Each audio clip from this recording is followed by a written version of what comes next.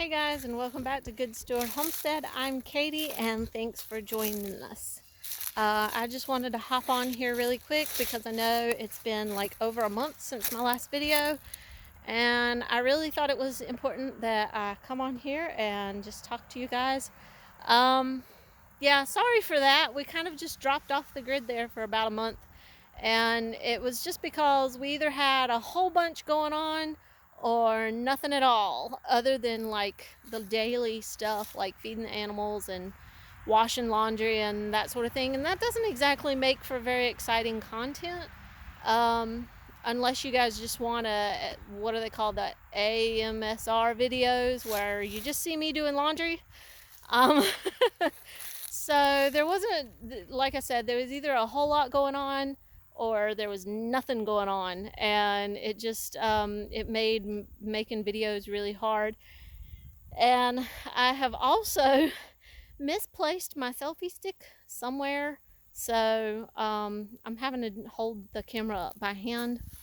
But it's just kind of, I didn't think you guys would want videos of the same thing all the time, so I just kind of stepped away from making videos. And between just the day-to-day and dealing with uh, allergies and sickness and not really feeling well here, and then last weekend we had Hurricane Helene come through, and our county, Cleveland County, was one of the ones that saw a lot of damage. Well, not a lot.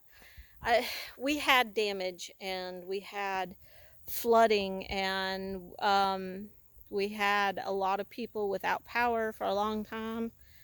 We still have people without power. We still have crews cleaning up the mess. I mean, we weren't hit. We were kind of on the outside edge of it, so we did not see the worst of it, but it was still pretty severe here. So we've had that going on. Thankfully, here on the homestead, we were without power for about 26 hours. Our power went out at 8:30 Friday as the hurricane was moving through. The worst part of it was hitting our area. So our power went out about 8:30 in the morning on that Friday, and it didn't come on until about 10 o'clock on Saturday morning. But our mom and one of our sisters, they just got power back this last Friday evening. So they were without power for a whole week, and they lost everything in their fridge and their freezers. And then my sister Kelly, she lives a few minutes down the road from us. They were only without power for maybe a day or two. But again, they lost everything in the fridge and the freezer. And my sister had a big giant oak tree fall in her front yard, and of course it went across the power lines. And that was part of the reason why it took a week for them to get power back. It was inconvenient and everything, and it did cause some problems, but compared to what some other neighborhoods and all in this area were going through, it was not very high on the priority list. So they didn't get to it until Friday. And they didn't get the tree up, they just got the limbs off of the power lines and put the power lines back. So the tree still has to be dealt with, and we're trying to, I don't know what the plan is about dealing with that tree, but it still has the whole road blocked.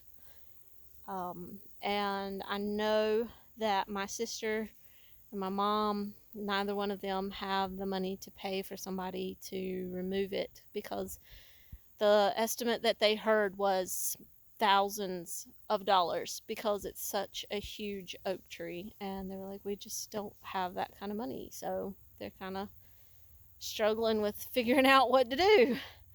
But anyway, so that's the situation there. But here on our homestead, we had some pretty big limbs fall down in the yard, but thankfully nothing too serious. And like I said, we were without power for about 26 hours. But again, we were fine here. Um, we had food preps. We have a gas stove, so we would have had to light it manually, but we could still cook.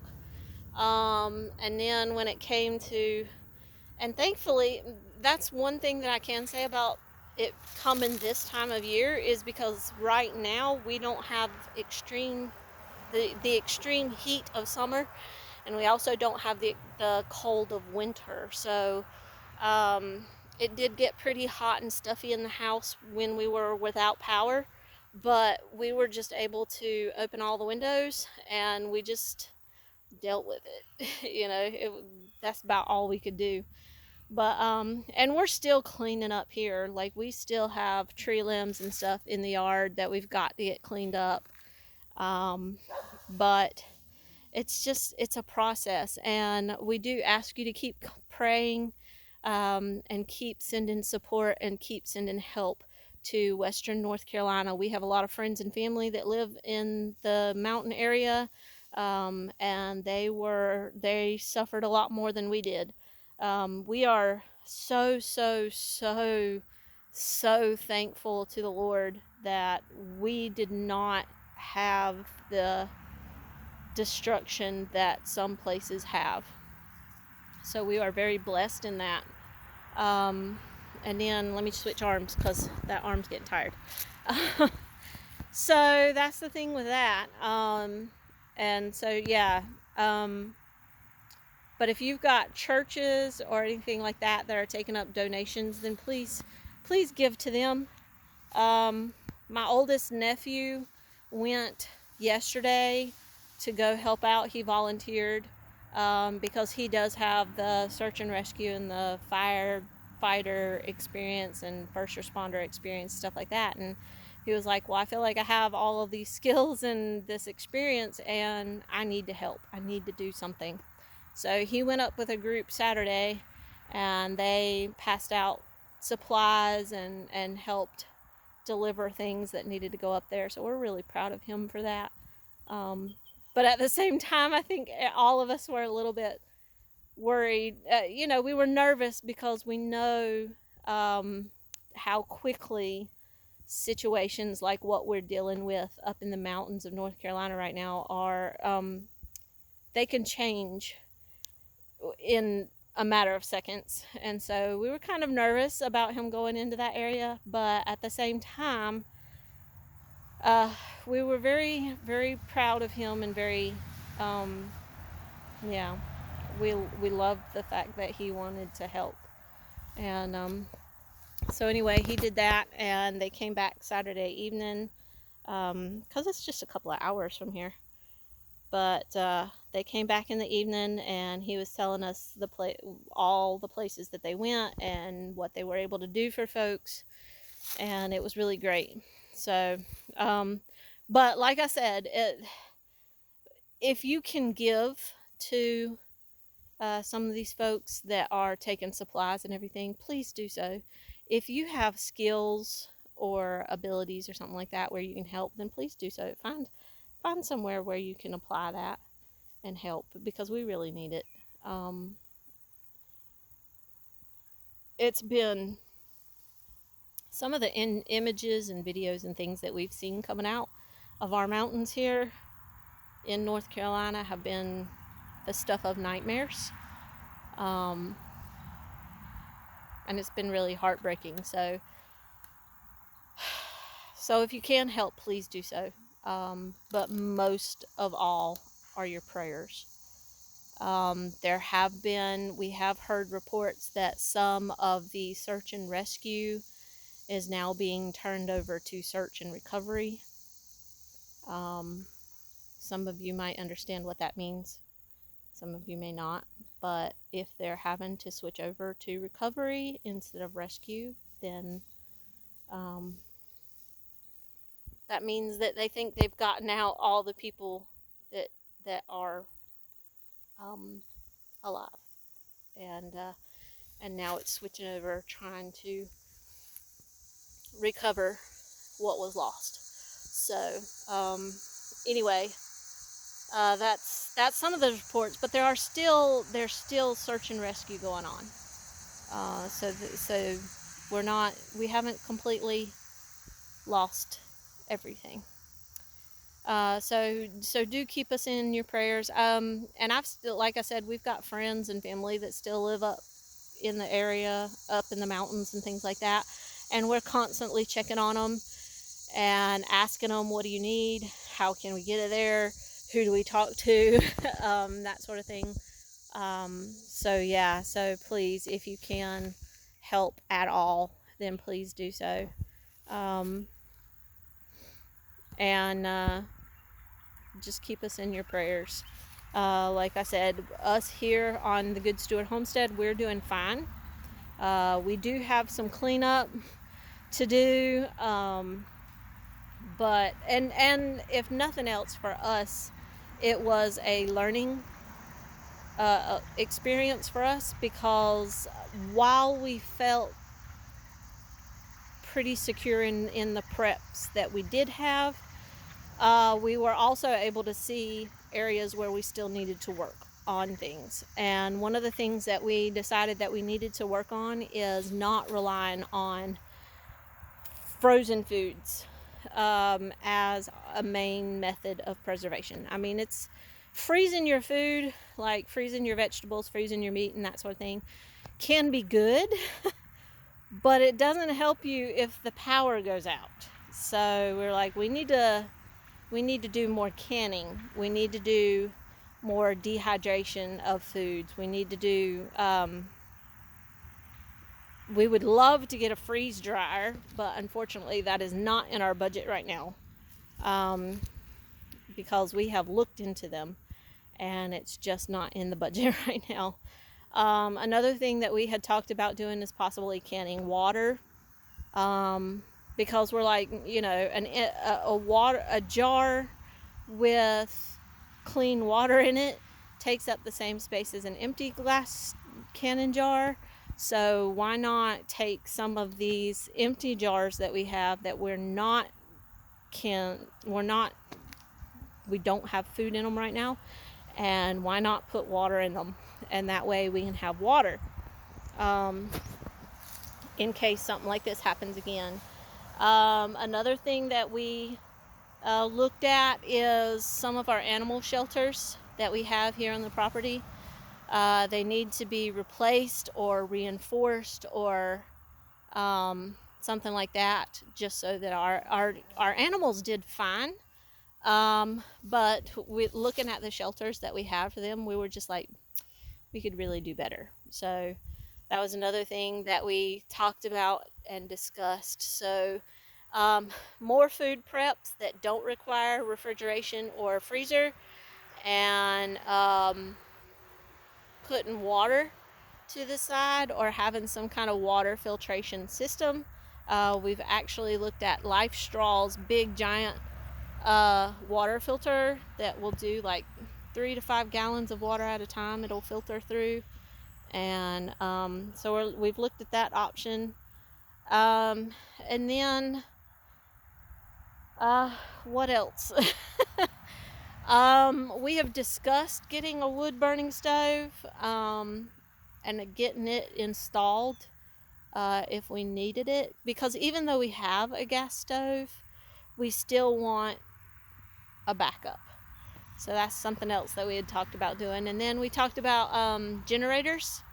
A lot of people in our area had the gas generators, which is great, but we also had a problem with what we were seeing is there were lines backed up at the gas stations.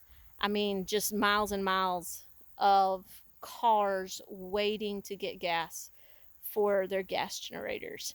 And we saw gas stations running out of gas because so many people were needing the gas for their generators or needing the gas for their vehicles. And so, sorry, I'm going to keep switching arms back and forth because I have misplaced my selfie stick somewhere. But anyway, so that's one of the things that we had discussed, is the fact that we I would love to invest in a solar powered generator, just because of that fact right there, is that yes, we had gas generators, but the lines at the gas stations to keep those filled up, especially when you have people that went for a whole week without power. And we still have people that don't have power and are having to rely on those gas generators. It's just ridiculous. And then I didn't see anywhere here, but I heard rumors about places that were price gouging because of the gas and everything like that. And we had gas stations here that were putting limits on how much you could get. There were a few gas stations in this area that had to start rationing it out, where you could only get $20 to $30 at a time. And so that is also a discussion that we have had, is a gas generator can be great, but that's what you're going to be dealing with. Is you have this great idea, well, guess what? So do 100, 200 other people, all with the same idea. And so that was something else that we've talked about, is what could we do where we did not have to deal with that. So that was something else. And something else that we also discussed was that I personally still want to have backups for being able to do laundry. That was something else that we saw in neighborhoods and stuff, was people were having to go to laundromats to wash their clothes. And something else that we noticed too, let me turn this way because of the sunlight. But something else that we also noticed was that some of the stores here that did have power, that were able to have business in the days following the storm, were cash only.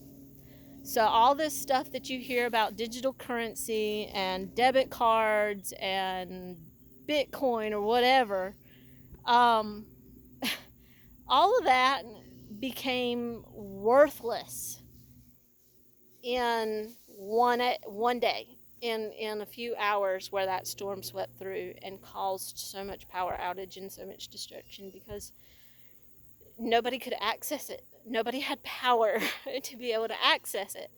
So cash became king again, in the week that has followed Hurricane Helene, is because nobody could access their accounts. So if you didn't have cash money on you, then you were in trouble.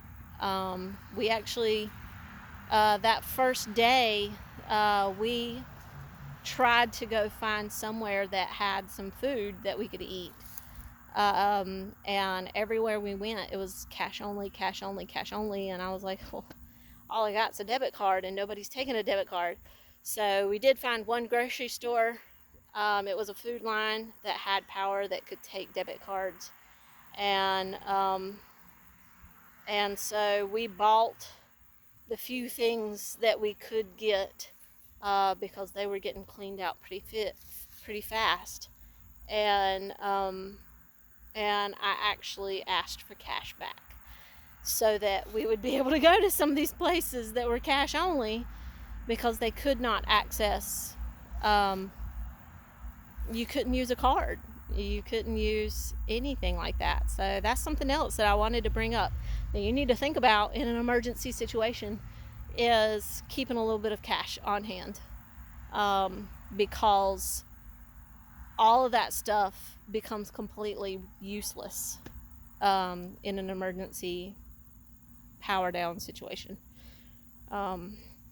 So that was something else, is that we talked about, was having cash, just a little cash to the side, that we keep on us for emergency purposes. And that was why. Anyway, so all of these things are things that we talked about. And then something else that became a subject of conversation with the family is one of my sisters, she always kind of got a laugh out of, our homesteading and our quote unquote prepping and stuff like that. And she was like, yeah, you're ready for the zombie apocalypse. And it was just kind of a joke. But a lot of the times I would say, okay, but if we're ever in an emergency situation, you're going to want me on your team. You're going to want me on your side because we have the skills and we have the preps. I mean, and this is the thing, you guys, when it comes to prepping and that, prepping, it's not always for like the end of the world zombie apocalypse scenario, okay? Sometimes it can just be for a hurricane that nobody expected to be as bad as it was, or it could be going without work for 6 weeks, which has happened to us too, because a few years ago I had to have emergency gallbladder surgery for a gallbladder that was severely infected, and it ended up putting me out of work for 6 weeks. That was 6 weeks that we had to figure out what to do because we had no income coming in. We were without my income because I couldn't work. So we had food that we had put aside for emergency purposes, and as far as the bills and things like that, those were paid. Excuse me, but sometimes it's for those scenarios. But we also have people that, despite all of that, they lost everything. So I would say I'm not saying that you have to go all out like we're trying to do, but it's just good sense that you try to prepare for, at least in some way, in some small way, for emergencies. So yes, we have gone a little bit farther than most people, and that is a lifestyle that we have chosen for ourselves. But in times like these, we were okay. That's not to say that everybody else was, but we were okay. Thank the Lord we were okay. And you never know what could happen. And I'm not saying that you should always live your life in fear of an unknown future. But what I am saying is that it's just good sense to consider that life is not always going to be sunny days and rainbows all the time. That's not reality.